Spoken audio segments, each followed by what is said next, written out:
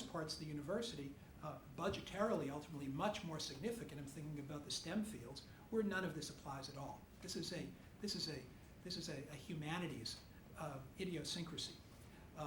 Indeed, if you think about that distinction they make between institutions and individuals, and try to imagine how that would apply to natural scientists who are all work on teams with institutional resources, that would exclude them automatically, even if one could imagine a humanist working on his or her own.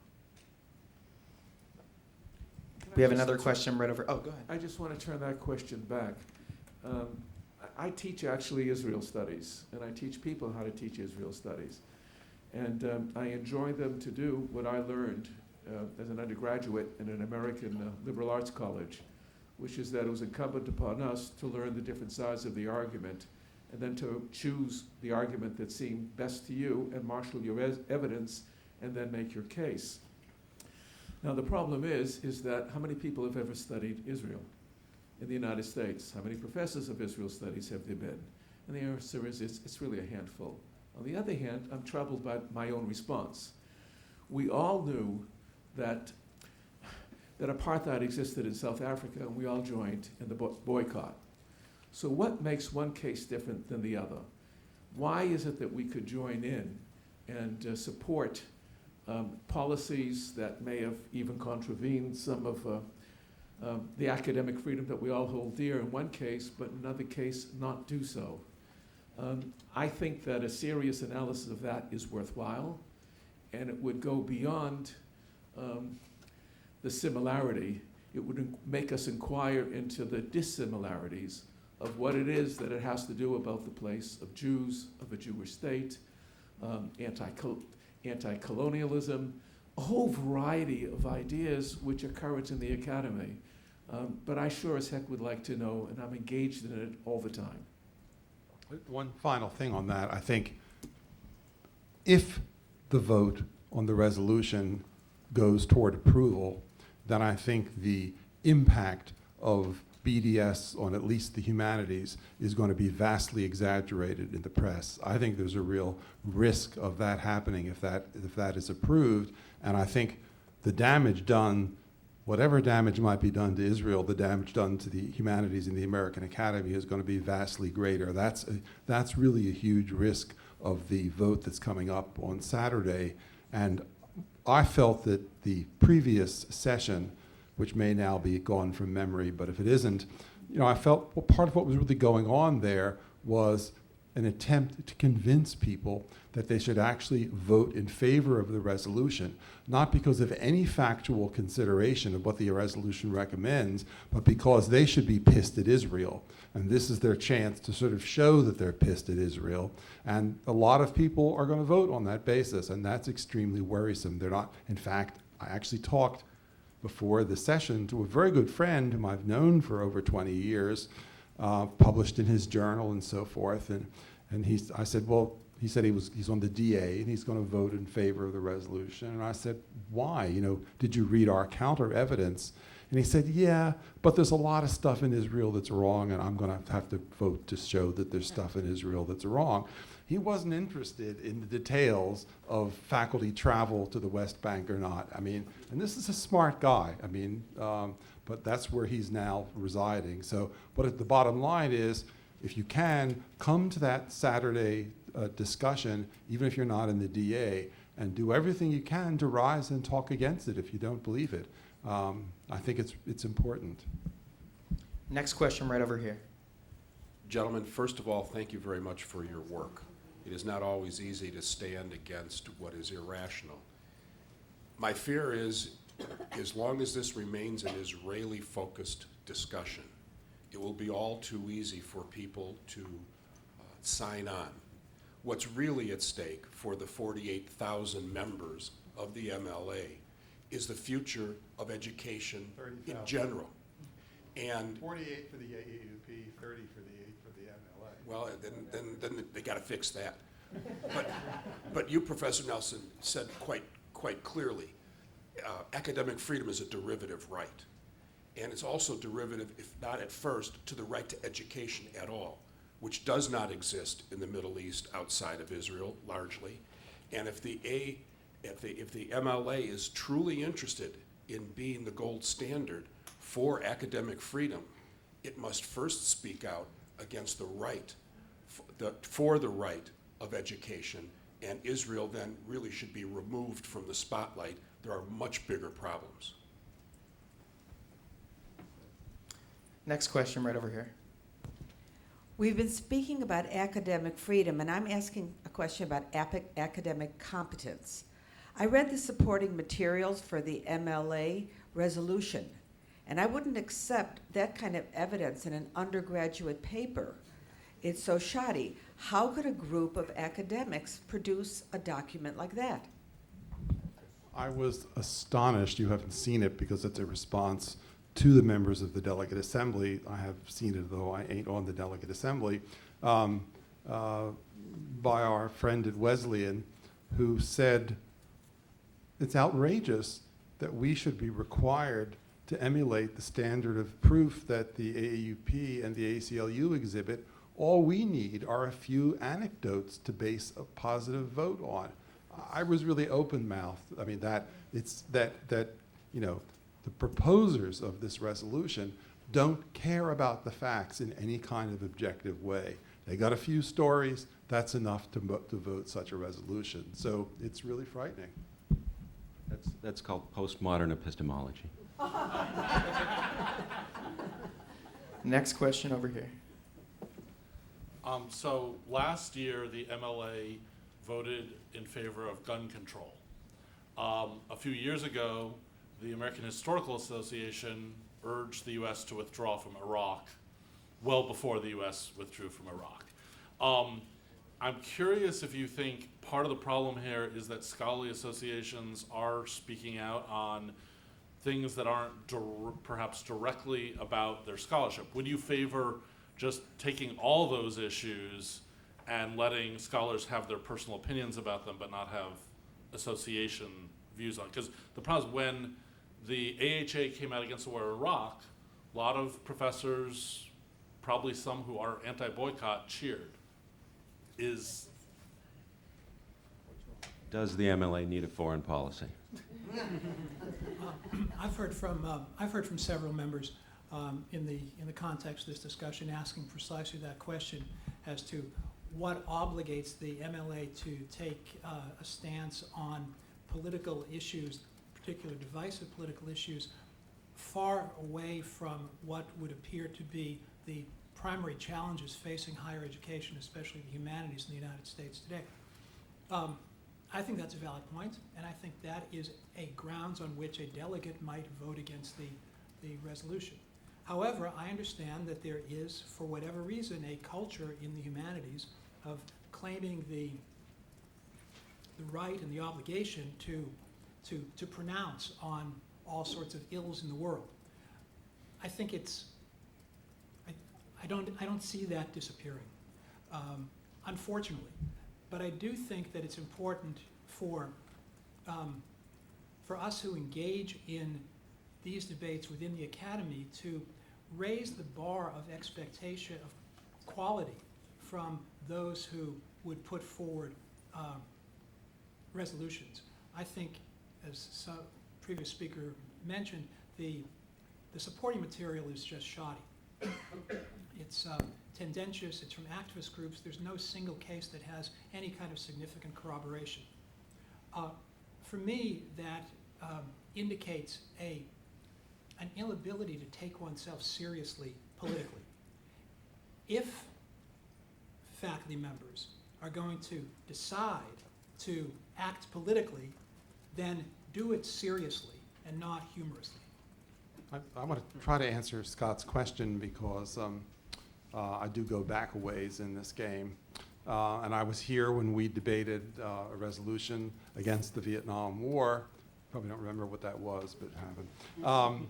And again here when we debated the resolution against the war in Iraq. And at the time I spoke in the Delegate Assembly on both occasions, and I said that I would support those resolutions on the basis of fairly clear principles. In both the cases of Vietnam and Iraq, there was massive impact on American higher education. I said that as an educational enterprise, any kind of statement on foreign policy had to be based on the certainty that we had a dog in the hunt. That is, that our enterprise was being seriously threatened. And in both cases, it was being threatened in a similar way, though not necessarily to the same degree. One was that both wars were so expensive that they required massive reallocation of social welfare spending, including higher education, to the wars. In other words, to promote the war efforts, a lot of money had to be taken away from what we do. We were being defunded to support both wars. Secondly, our students were dying. Our students were being killed in both wars. In the case of Vietnam, I knew several people who were killed in Vietnam, including a person in my English graduate school class.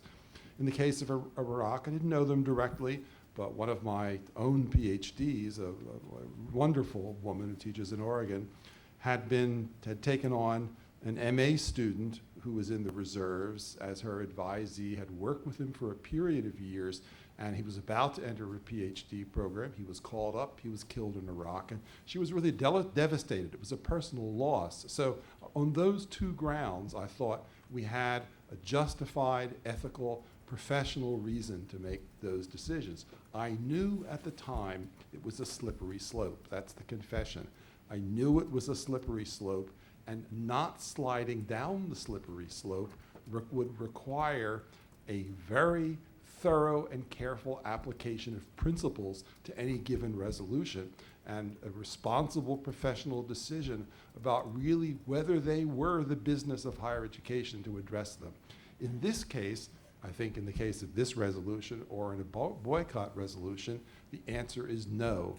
But if you have sufficient coteries of ignorant and so politically brainwashed faculty members advocating them, then those principles will not be applied in a clear and responsible way. And I knew that was a risk, but I'm now in part seeing the risk play itself out.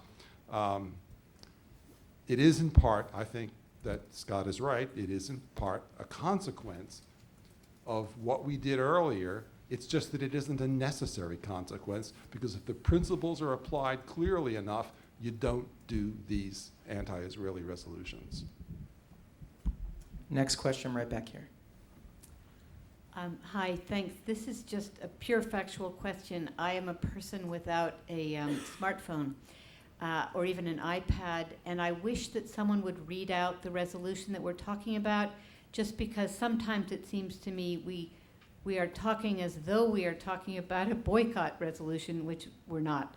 But if anyone has an iPad, if we could just, to get it into the conversation, if we could just, it's short, read it out, that would be great. Thank you. It's totally bizarre that MLA doesn't make this public. It's just completely They did make it public. I don't have an iPad. Oh, I don't think they do. We have it right here. Someone has it right here. Should we? We don't need an iPad. Some old-fashioned folks like we have the paper. We've got it right here. Even better. Here's the resolution. Be it resolved that the MLA urges the U.S. Department of State to contest Israel's arbitrary denials of entry to Gaza and the West Bank by U.S. academics who have been invited to teach, confer, or do research at Palestinian universities. Thank you. Another question right up here. Hi, I'm an undergraduate student at University of Illinois Urbana-Champaign, and I had an experience Can I where... ride back with you? Sure. I drive a Mustang, so you have to squeeze in a little bit. So I had an experience where I was harassed and removed from a class by an anti-Zionist professor. And unfortunately, the faculty in my department and the director of the department took his side, and I therefore did not continue to protest for fear of reprisal.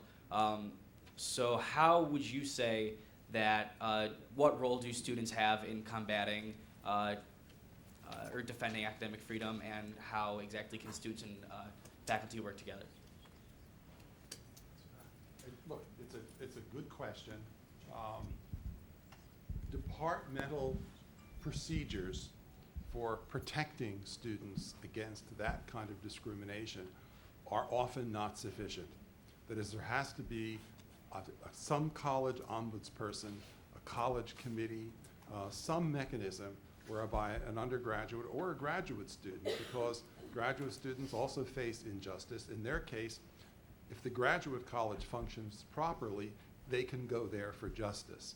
On our campus, sometimes the graduate college works that way, and sometimes the graduate college doesn't.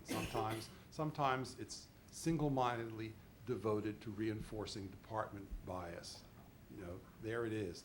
It depends who's running the show, who the staff are. It's not guaranteed. We don't really have a good mechanism of appeal for undergraduate rights, but we ought to have one. I mean, your role should be that you're free to speak your opinion, that every faculty member guarantees you that right, that every faculty member is thoroughly devoted to that right. The AUP's statement on student rights, on undergraduate rights, I think published in 1967, remains the single best statement about student rights around. And it makes it very clear that there need to be mechanisms of appeal for you. It's terrible that the campus doesn't have one, but you should have a role in that, in those kinds of debates. And you know, if there is a kind of BDS faculty member who doesn't welcome alternative opinion in the classroom, then he or she should be sanctioned. There is a corollary that goes with that. What would happen should this resolution pass to faculty who see themselves as supporters of Israel, or maybe happen to be Israelis, or have some other kind of a malady or deficiency that makes them think otherwise than this proposed resolution? We have time for one last question right here. Hey, could I ask the student a question? Yeah. Were you comforted by the fortunate fact that you were faced only with an anti-Zionist professor, as you referred to him, and not an anti-Semite? Did that make a difference in your life? It was no comment. Okay, last question. I have a couple of things to try and string together. First of all, I thought your analysis of the American Studies Association conversation was brilliant. The way you put your finger on the kind of very fast and loose kind of argumentation that, in a sense, tried to please everybody by both elevating it as a revolutionary moment and also saying nothing really is going to happen. And that was kind of characteristic of all kinds of watering down, blurring of boundaries, for example, between the occupied territories and Israel proper, et cetera, that I felt, I thought they knew exactly what they were doing. And what they were trying to do was make it palatable to all, as many people as they could.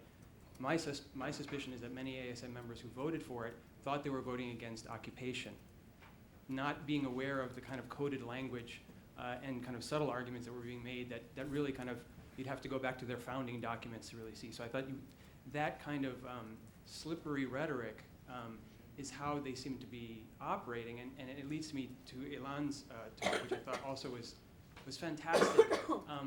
And it also afterwards made me feel depressed, because this is exactly what we needed to hear at the previous panel.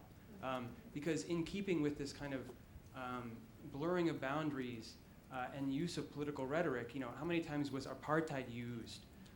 Even though the professor was saying, I'm not using it rhetorically, we never heard any kind of analysis as to what she meant by apartheid and why South African apartheid was like or was not like the situation in Israel, which, Ilan, you addressed. I mean, to have you sitting next to her and having a debate about what exactly is going on in Israel is really what we need. And I feel like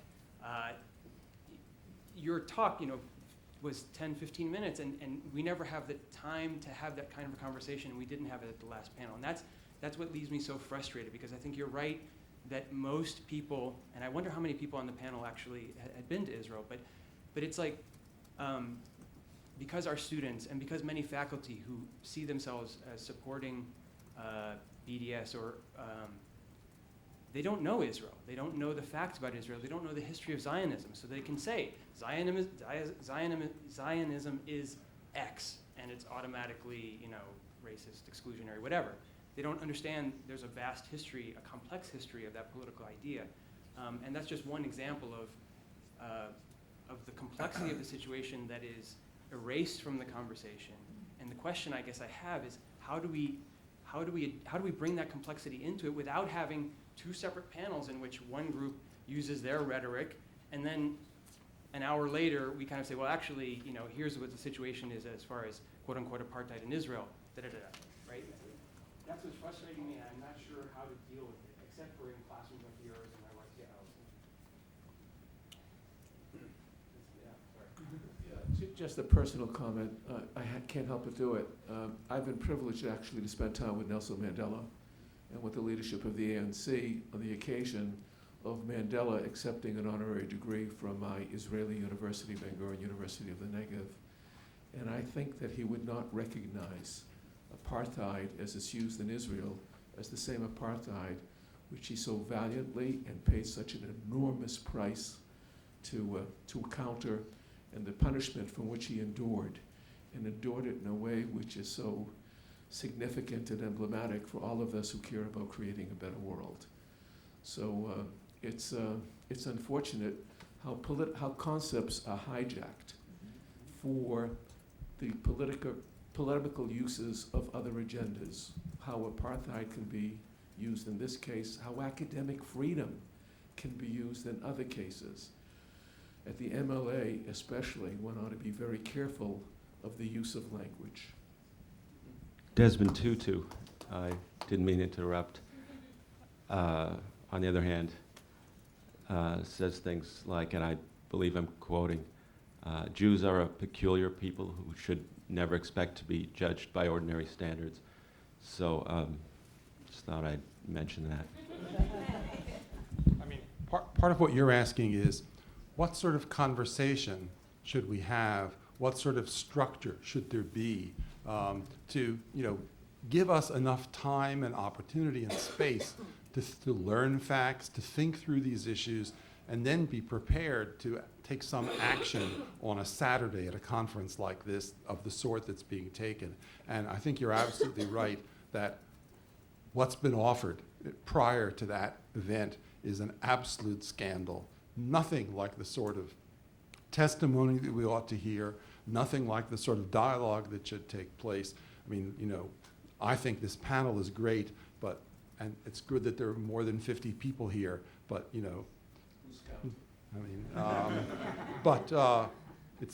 it's not enough time, it's not enough of a debate, and yet we're going to end up taking a position on an issue that's been ill-considered and misrepresented, and it's despicable. People left the panel with the idea that Israel and apartheid are linked because nobody challenged it in the forceful way that Ilan was able to here in this space. And That's all the time we have. Thank you so much. Thank you very, very much. On behalf of our distinguished panelists and on behalf of the Israel on Campus Coalition, I thank you all so much for being with us today. At this time, we're going to have a media availability for members of the press. Members of the press only, if you'd like to remain in the room and come up to the front, you'll have an opportunity to ask questions. Thanks again.